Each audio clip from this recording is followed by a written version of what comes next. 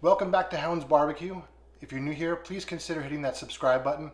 And while you're down there, hit that bell notification. We do cooking all year round here. We smoke, we grill, we do all sorts of great stuff. We try to make it keto friendly when we can. Today happens to be one of those days where we can make it keto friendly. We're going to be doing a tri-tip today.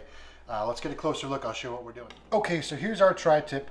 And if you look at it, you'll see that it kind of resembles almost a triangle shape, which is how it gets its name. This one happens to be trimmed a little bit, too much. Normally there's a little bit more of a tip here or a tail. So you have that tip, and then the tip over here, which gives you your tri-tip. So that's what a tri-tip looks like. Typically what happens is on the back you'll have a rather large fat cap, which we're going to actually be removing today. Sometimes I don't remove it. Today we're going to remove it, and I'm going to try and clean up some of this silver skin here, and just kind of get it ready for smoking.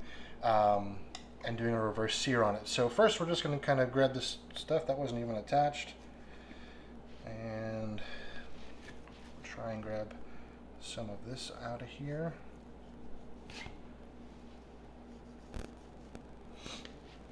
That looks pretty good. Let's flip it over to the back. And we're just going to start removing some of this fat. And the reason I like to remove the fat is because I can get seasoning to touch the meat.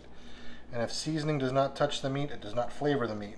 So the more of this fat you can get off, the better off you're going to be. It'll help form a nice crust on the back.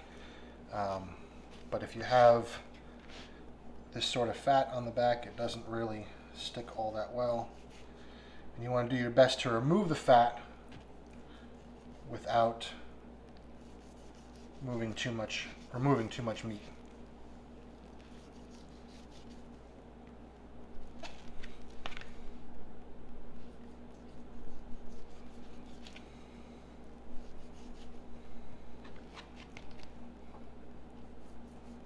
This is one of my favorite steaks to cook. Oops, nicked myself there.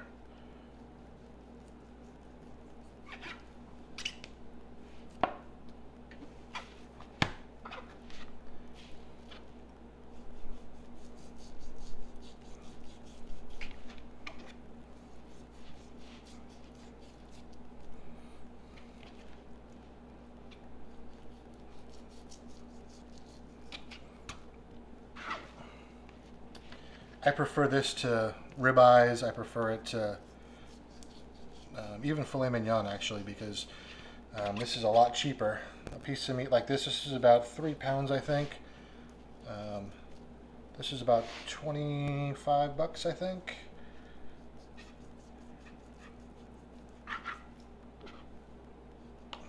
So we're getting close. I'm going to try and clean up a little bit of this silver skin here.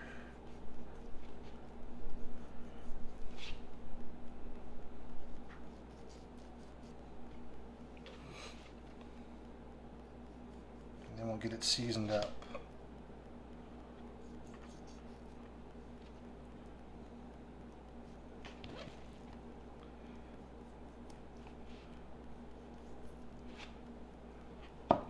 Just give me 1 second, I'll throw a glove on here. I'm only cooking for myself, so it doesn't really matter, but since we're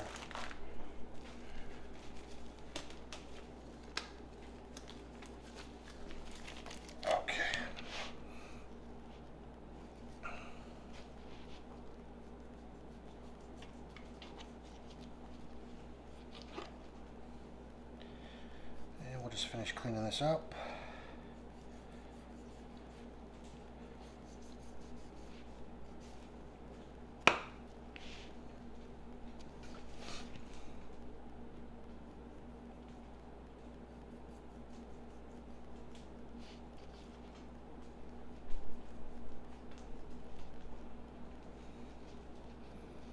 That's good enough. So here's our tri-tip. Before we get some seasoning on it, it's a good thing to note which way the grain is flowing. So if you look, you'll see that for the most part, the grain kind of runs this way. So when we cut it, we're going to be cutting it kind of like that. So what I usually do is I'll take a little notch, and I'll just kind of notch it right there, just so I know when I come back later to start cutting it, that's how I'm going to be cutting, and up towards the back. So we're going to do some seasoning on this. Let's get rid of this for right now.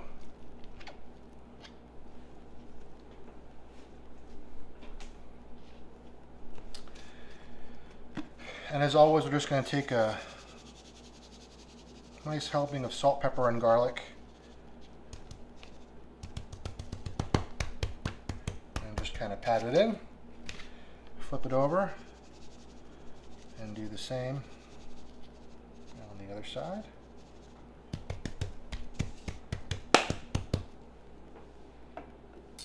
Next, we're going to use some of this. This is garlic, habanero garlic by Chub Rub. And they're just from up the road here in Dayton.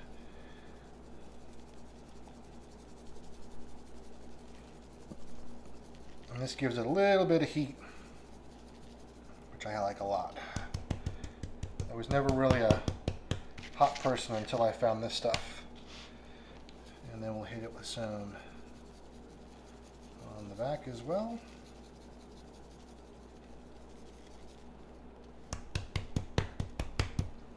And last but not least, some Raising the Steaks by Dizzy Pig. And this is just like a Montreal steak seasoning. So it's just got a little bit coarser salt, a little bit coarser pepper on top of all of that.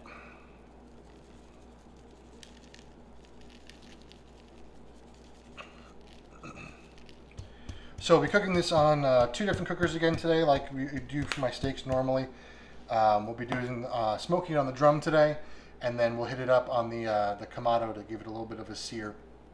We're going to take it up to about probably about 105 or so internal temperature on the smoker, on the drum smoker, and then we'll sear it on both sides until it hits an internal temperature about 125, 130. I like my steaks more towards the rare side. So that's what we're going to be doing. So yeah, we'll take a break right now. We'll wait for the smokers to come up to temperature, and then we'll be back in a little bit.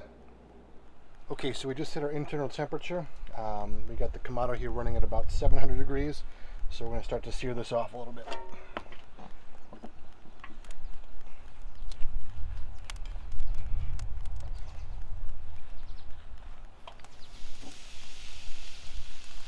We'll wait about 45 seconds. Okay, now we'll flip it.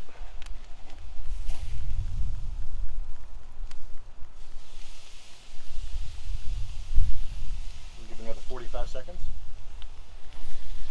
Okay, we'll flip it again. This time we'll give it a little bit of a twist.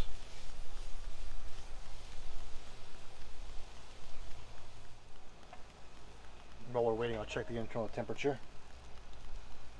We're looking for about 125, 130.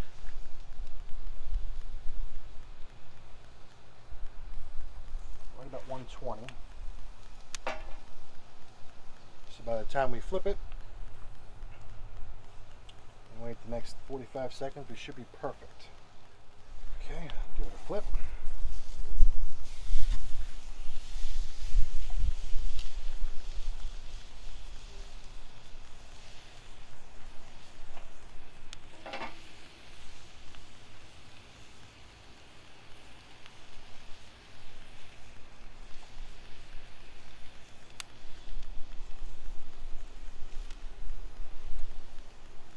Right around 123. And we got about 30 seconds to go, so it should be perfect. And we're going to call it right there. Alright, I'm going to shut the grills down, and then we'll let this rest for about 15 minutes or so, and then we'll slice it over, take a look and see how we did. Alright, so here's the tri-tip. Just to review what we did, I had a little bit of issues with the camera before. My neighbor was outside power washing his house. Landscaper showed up. It's been was quite noisy out there for a little while, so I didn't get to give you all the details. So let's just go through and give a review of everything we did. So the first thing we did was we trimmed it up, took off the fat cap from the back side, removed any silver skin, any external fat, so we get a nice crust on the whole side of the tri-tip. The next thing we did was we seasoned it, first with some salt, pepper, garlic, then with some habanero garlic rub by Chub Rub from Dayton, Ohio. The next thing we do is hit it with some Canadian steak seasoning, Raising the Steaks by Dizzy Pig. And then we put it on the ugly drum smoker at 220 for, came out to about 25-30 minutes or so, until it hit an internal temperature of 105 degrees. Once we hit that, I brought it over to my Kamado, which was running at 700 degrees. We seared it on both sides, giving us our crosshatch pattern. We did one side for about 35-45 seconds. Then we flipped it, did the same thing, 35-40 seconds. Flipped it back and gave it a little twist, 35-40 seconds. Flip it with another little twist, and that gave us our crosshatch pattern. And this is what we're left with. So if you remember when we were doing the seasoning, I made that little notch so I knew which way the grain was running. After it's cooked, it's kind of hard to see the grain. You can kind of see it up here, but I know that if I start cutting it this way, we'll be in good shape because of that little mark right there. So let's slice some of this up and see how we did cooking wise.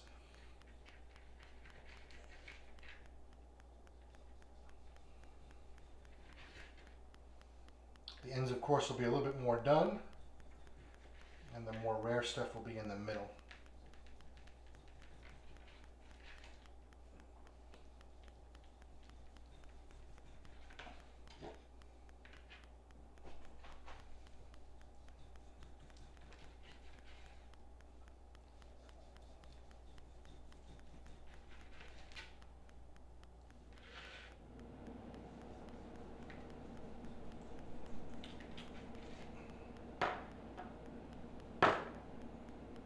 There's a nice piece. You can see how tender it is. It just kind of drapes over.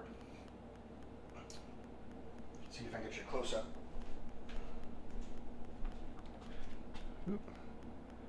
So there you go. This is, I would consider this kind of rare.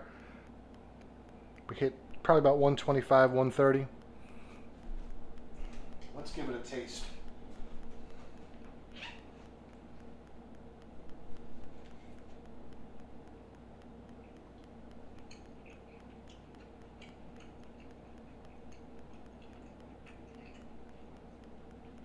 Wow, this is great. I've never done a tri-tip on the ugly drum smoker, and this is the first time I've used hickory and peach wood with a tri-tip. I gotta tell you, that's my favorite combination right now, hickory wood with some peach wood. Wow, this is really good.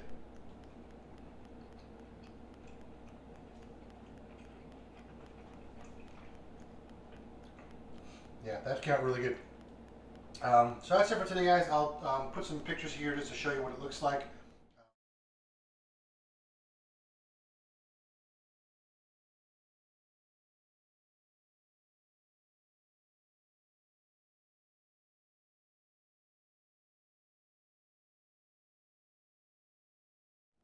Alright, so that's it for today, guys. Make sure you hit that subscribe button and that bell notification if you like what we're doing here. If you like the video, make sure you give it a thumbs up. Share this around and share the love, and keep hooking out there, guys. We'll have more videos. Remember, this is a keto-friendly recipe.